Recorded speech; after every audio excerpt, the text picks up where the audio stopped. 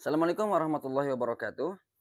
Bertemu lagi sudah sekian lama kita tidak bersua ya dengan membahas permasalahan-permasalahan tentang kesehatan. Mohon maaf karena kondisi dan hal lain sebagainya.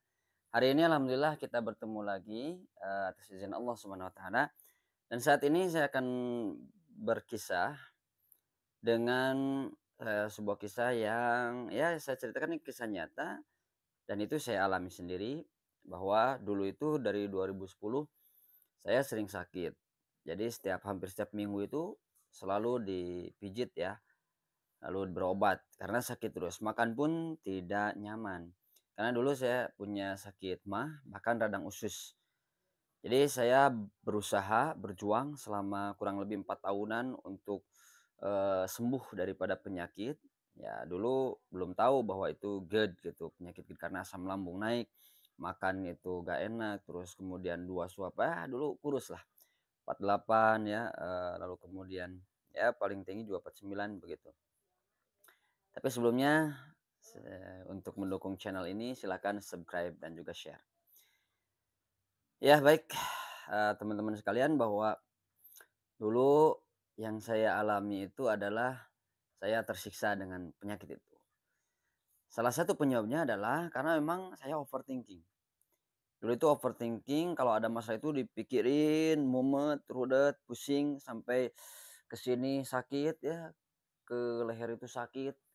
Akhirnya makan 2 suap, 3 suap, sudah gak enak. Lalu kemudian sakit, pernah satu waktu itu sakit 1 bulan itu, full sakit. Lemes, makan gak bersemangat. Kalau dari teman-teman ada yang semacam ini, itu nanti saya akan bongkar bagaimana cara penyembuhannya. Dari 2010, 2011, 12, 13, ya, jadi sampai hampir 2014 itu hampir seperti itu, 2014 juga. Saya berobat ke medis sudah, lalu kemudian secara tradisional dipijit karena memang senang juga dipijit ya, itu hampir tiap minggu juga dipijit dari mulai kaki, punggung, kepala. Kalau sudah sampai kepala pusing itu waduh udah ini pusing, jalan, mual, muntah, udah. Bawaannya kalau sehat itu kadangkala emosi, kalau sudah emosi, itu. Jadi penyebab utamanya saya akan merunut penyebab utama dari penyakit-penyakit lambung ini adalah satu. Nah, satu adalah, overthinking, terlalu berpikir yang berlebih. Yang kedua, emosi itu tidak terkontrol.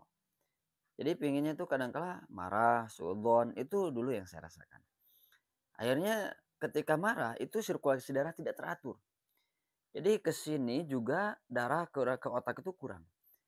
Akhirnya ya, eee, panas. Kalau sudah panas, udah jantung berdebar kencang, makan gak nyaman. Yang ketiga, itu karena memang selalu cemas dengan masa depan dan masa lalu. Jadi kejadian masa lalu itu menghantui. Lalu masa depan juga seperti itu. Berpikiran jauh ke masa depan itu banyak kecemasan, kekhawatiran. Lalu kemudian, apalagi ketenangan jiwa, tidak ada ketenangan. Nah itulah di antaranya ya, makan tidak teratur akhirnya. Karena pola makan, pola istirahat itu memang diawali dari pola pikir sama pola rasa. Jadi bagi teman-teman yang makannya tidak teratur, perbaiki dulu hati dan pikiran. Nah sekarang saya akan berikan beberapa tips dan solusi yang sudah saya praktekkan. Dari 2015 saya alhamdulillah, naik ya, terus berangsur-angsur sembuh sembuh sembuh. Kenapa? Di antara yang saya pelajari adalah, pertama saya meyakini waktu itu saya membaca bab tentang, takdir, buku tentang bab takdir. Jadi karya Ibnu Qayyim al-Jauzi, saya baca bab takdir. Nah dari sana menemukan inti daripada dasar kehidupan. Jadi teman-teman sekalian, itu untuk menangani masalah kasus-kasus tentang masalah kekhawatiran, kecemasan. Saya dulu cemas, khawatir sampai waktu gajian itu keringat dingin. Karena memang khawatir itu cemas, ini gimana kalau habis? Ini untuk ini untuk ini untuk ini. Waduh pusing benar waktu itu. Padahal waktu itu saya ngajar gitu, ada pekerjaan. Nah, saya waktu itu, baca bab takdir dan masya Allah merubah kehidupan. Tapi belum sepenuhnya ya, karena saya itu sembuh totalnya itu 2017. 2017 betul-betul total fresh, sampai sekarang itu ya udah enak gitu kehidupan itu. Tapi 2016 itu saya rencana membangun rumah, istri itu tanya, "Dari mana uangnya?" Saya bilang, "Dari Allah Subhanahu wa taala." Meskipun waktu itu bingung, nggak punya pekerjaan yang tetap. Ya, jadi saya akan bahas dulu bab takdir ini ya. Teman-teman sekalian, bahwa nggak usah khawatir, nggak usah cemas dengan kehidupan. Nah, kekhawatiran kecemasan itu membuat pikiran itu memaksa terus, bekerja ekstra. Sehingga ketika berpikiran bekerja ekstra, khawatir dengan masa yang akan datang, ini gimana nih, uang gimana, pekerjaan gimana, keluarga gimana, banyak bertanya gimana gimana gimana, akhirnya lupa bahwa di sana itu Allah Subhanahu wa taala Maha mengatur. Jadi kita harus yakin, kita sering baca kan tiap hari itu alhamdulillahirabbil alamin, Rob yang Maha mengatur, Rob semesta alam. Nah, saya akan, tipsnya di sini, bagaimana kita harus melepaskan semuanya. Jadi dari kita yakin takdir itu Allah yang mengatur. Bahwasanya innallaha ala kulli syai'in qadir nih ya. Dalam surat Al-Baqarah kan begitu. Wallahu ala kulli syai'in qadir, ada begitu bahasanya, ada innallaha ala kulli syai'in qadir. Allah yang berkehendak. Kalau sesuatu di luar kehendak kita ya wajar. Karena kita mah tidak berkehendak. Kita tidak berkehendak apapun, Allah yang Maha berkehendak. Serahkan semuanya kepada Allah. Rumusnya sangat sederhana, teman-teman. Bungkus, serahkan sama Allah. Seperti kita membungkus makanan yang basi. Teman-teman kalau punya makanan yang basi, itu diapain? Gak mungkin dimakan kan? Bungkus, serahkan sama Allah Subhanahu wa taala. Jadi kalaupun kita punya untuk ke depan, itu gak usah khawatir, bungkus, serahkan sama Allah Subhanahu wa taala. Maka di sini dimensi kita spiritual pada Allah ini bekerja. Jadi saya yakin teman-teman, orang yang dimensi spiritualnya pada Allah itu sehat. Yang kuat dimensinya pada Allah, hubungannya pada Allah itu kuat, ibadahnya kuat, zikirnya kuat, keyakinannya kuat, yakin itu sehat. Ya, yakin itu sehat. Kenapa? Karena minimal ya sehat hati dan pikiran. Karena itu yang akan nanti membantu pada sehat fisik dan juga sehat secara finansial. Nah, nanti akan saya bongkar juga bagaimana sehat secara finansial. Saya bangun rumah itu 2016, saya sampai sekarang itu berpikir, dari mana dulu uangnya ya? Padahal saya dulu gak punya pekerjaan tetap dulu itu. Setelah resign 2016, 2015 saya resign dari sekolah. Lalu kemudian saya ya berpikir, berdoa, lalu berusaha tuh ikhtiar. Tentunya ikhtiar ya. Ikhtiar, lalu kemudian 2016, bismillah yuk kita bangun rumah lah. Jadi juga rumah saat ini nih. Rumah ini di sawah apalagi tenang, nyaman, damai. Ya meskipun ya rumah ini saya tidak berniat untuk kontrak ataupun tidak berniat untuk di perum, tapi bismillah saya bangun rumah lah. Dengan izin Allah jadi 2018, 2 tahun. Setahun lebih lah ya, 2 tahun kurang. Takdir ya, bab takdir. Teman-teman baca lagi lah bab takdir, kaji lagi bab takdir, dan itu akan membuat kita tenang. Maka Rasul menyampaikan bahwa tugas kita hanya berusaha. Selebihnya serahkan sama Allah Subhanahu wa taala. Teman-teman mau bangun rumah, takdir, kita doa sama Allah. Al-khauf war roja, takut dan berharap hanya pada Allah Subhanahu wa taala. Kalau kita berharap sama manusia, kesananya kecewa. Jadi berharap hanya pada Allah Subhanahu wa taala, ya. Jadi gali lagi bab takdir, bukunya sudah banyak, hayati di sana, lalu kemudian yakini. Yakin sepenuh hati betul-betul bahwa Allah Subhanahu wa taala yang menentukan segalanya.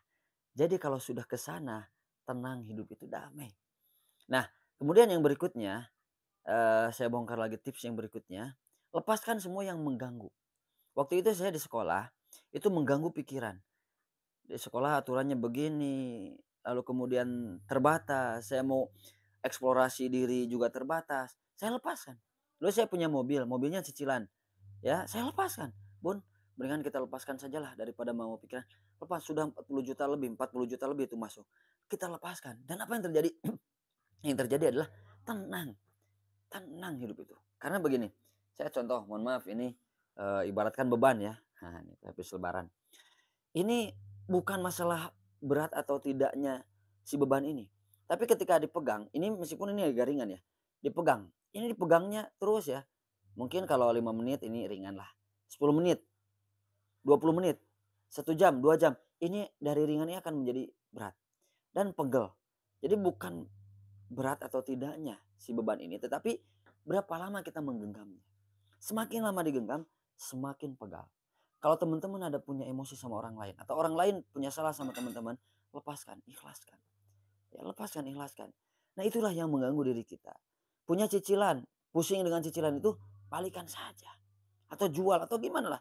Dengan disiasati supaya lepas. Insya Allah. Dan ini bukan bullshit ya. Kalau bilang ah bullshit. Enggak, itu saya sudah alami. Dan teman-teman saya yang terbebani semacam itu juga mengalami dengan puluhan juta apa namanya puluhan juta hutangnya. Dia punya rumah, dijual rumahnya. Dia punya mobil, dijual mobilnya. Untuk menutup itu dan lepas semuanya. Apa yang terjadi? Keajaiban itu muncul. Saya meyakini dengan banyak keajaiban dari Allah Subhanahu Wa Taala, keajaiban-keajaiban yang muncul. Nah itu yang pertama yang saya bongkar ya. Jadi saya punya rumus namanya teknik ampuh. A-nya itu Allah dulu. Nanti M-nya kesananya saya akan bongkar di sesi berikutnya. Allah dulu. Di sesi pertama ini Allah dulu artinya kita yakin pada Allah. Bab takdir, gali bab takdirnya, insya Allah jangan khawatir dengan masa depan. Kalau kita berusaha yakin sama Allah, kita mohon sama Allah, Allah dulu, Allah lagi Allah, insya Allah semuanya akan baik-baik saja. Maka di yang sesi pertama ini quote-nya adalah semua akan baik-baik saja kalau kita yakin sama Allah Subhanahu Wa Taala, insya Allah ya. Jadi yang sekarang punya penyakit dread, anxiety, tetap berikhtiar, pasrahkan sama Allah. Dalam pikirannya overthinking, gak usah overthinking. Apa yang jadi pikiran, beban, lepaskan saja. Yakin sama Allah Subhanahu Wa Taala semuanya akan baik-baik saja. Saya 4 tahun berusaha, 4 tahun berjuang dengan penyakit lambung saya dan alhamdulillah sembuh. Sekarang saya menikmati kehidupan ini, mensyukuri semuanya sehat sentosa. Assalamualaikum warahmatullahi wabarakatuh. Kita ketemu di sesi berikutnya.